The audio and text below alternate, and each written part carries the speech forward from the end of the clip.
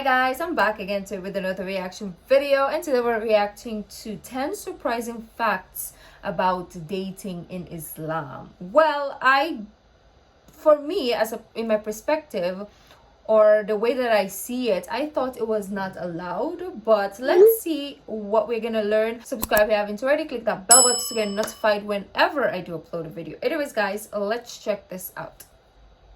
Getting married in Islam is something that is encouraged and is actually linked to the worship of God.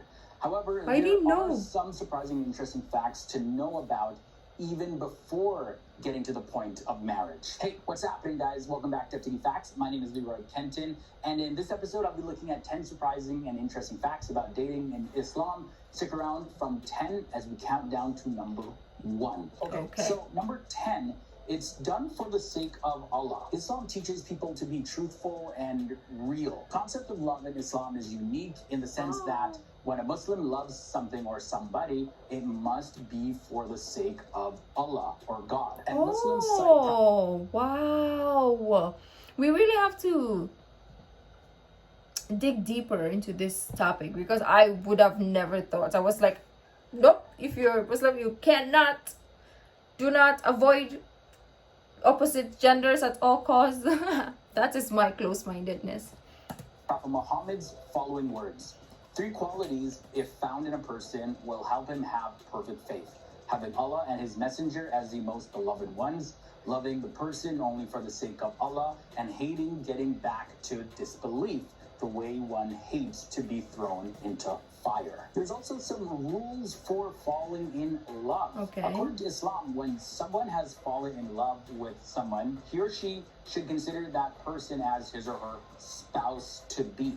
This is a very important point. And this is done so that the potential spouse can determine if he or she can live with them for the rest of his or her life, among other considerations, of course. And if the answers are positive, then they should start to get to know each other and move from there.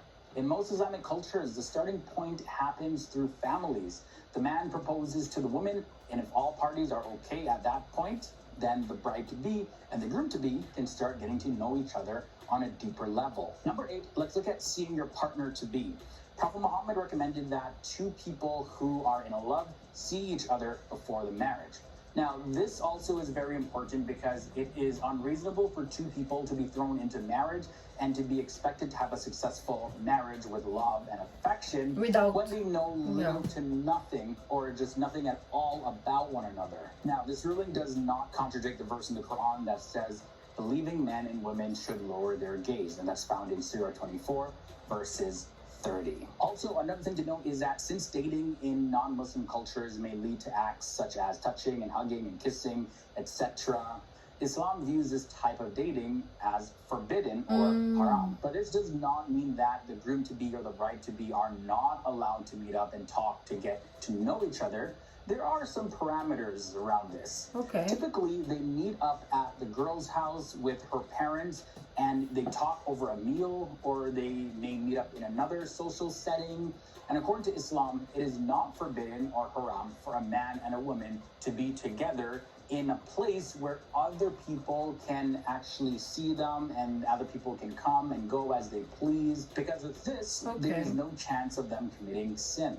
Number 6 brings us to consent in marriage. One of the conditions of a valid marriage is the consent of the 2 people getting married. Now, the choice of a partner by a Muslim girl is subject to the approval of her father or her guardian.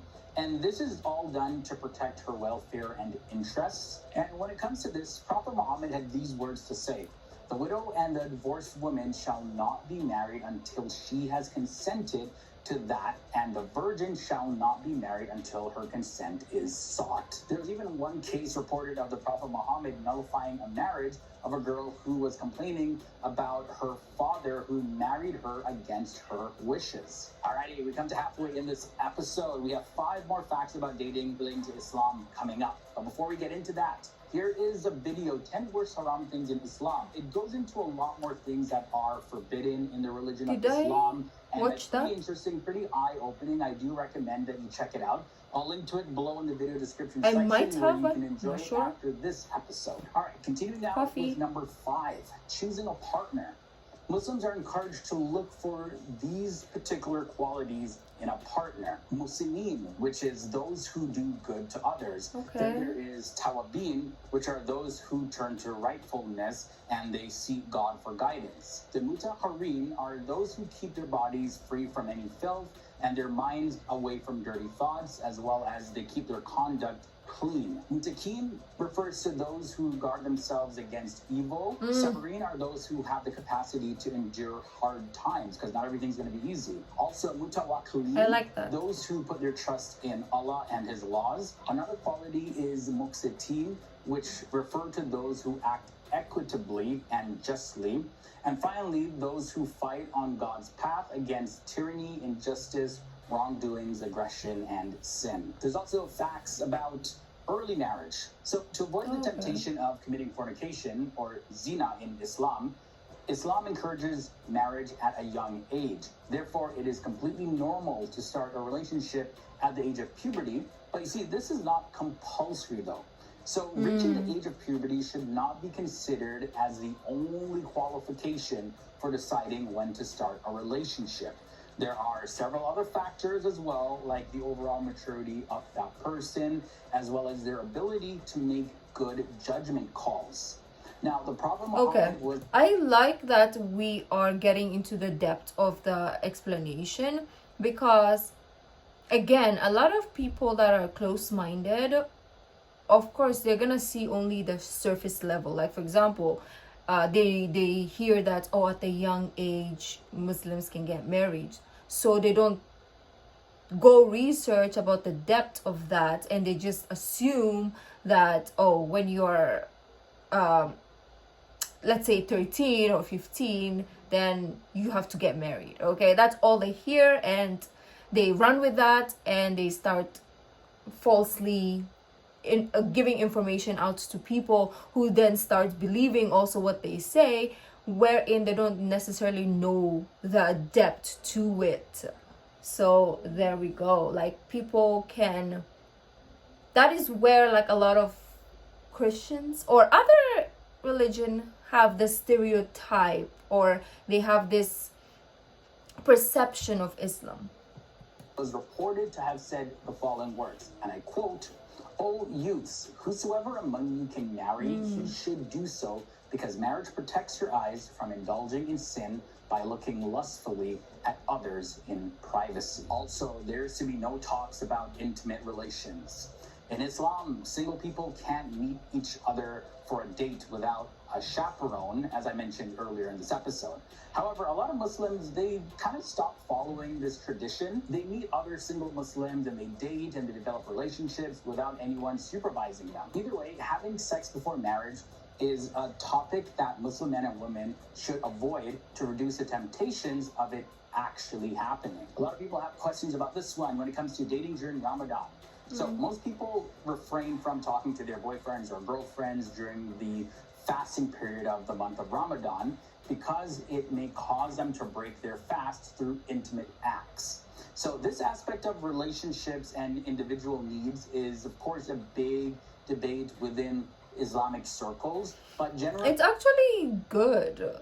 I mean, maybe because I'm introvert and I just want to be by myself all the time, but it's actually really good, because you distance yourself from one another, obviously because it's the holy month, but also like it's okay, it's healthy for a relationship, psychologically, scientifically, for the partners to be apart also. Like, always being together, always talking is toxic, and having that separation will actually help you and help the relationship. So actually, for me, I stand pro for not having communication or being together during Ramadan. Generally, Muslims believe that Ramadan is the best time to ask God for forgiveness and to seek closeness to Him. So it is especially forbidden to have girlfriends and boyfriends in a casual sense during the month of Ramadan. And finally, let's look at the conditions of a valid marriage. So it is recommended for a man to marry a woman who he really loves. because the Prophet Muhammad had said these following words: there is nothing better for two who love each other than marriage. And that's taken from the hadith Sahih al-Jami. However, it's said that this love should not be an overwhelming kind of love and cause a person to forget other characteristics which he should look for in the person that he wants to marry. I like that. Because Prophet Muhammad also said these following words: a woman may be married for 4 things: her wealth, her lineage, her beauty, and her commitment to religion. Choose the one who is religious. May your hands be rubbed with dust. And that means may you prosper. That's taken from the Hadith al-Bukhari and Muslim. Muslims generally stress that the person that is religious, that is the number one thing above beauty, above wealth. That is the thing that Muslims should focus on when it comes to choosing a partner above all other things. All right, guys, so that ends this episode. This was a look at 10 surprising facts about dating in Islam. Hopefully you found this video informative, entertaining, and I don't know how to pause. Yeah, very informative and as well as entertaining, and we learned a lot of stuff. Firstly, it's allowed.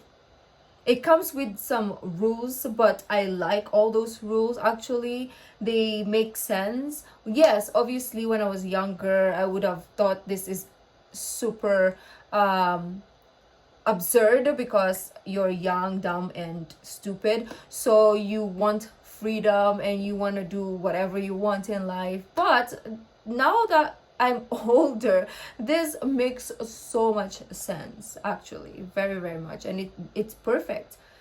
You can get to know somebody around the people you love, and you get to know that person's like qualities, and so on and so forth.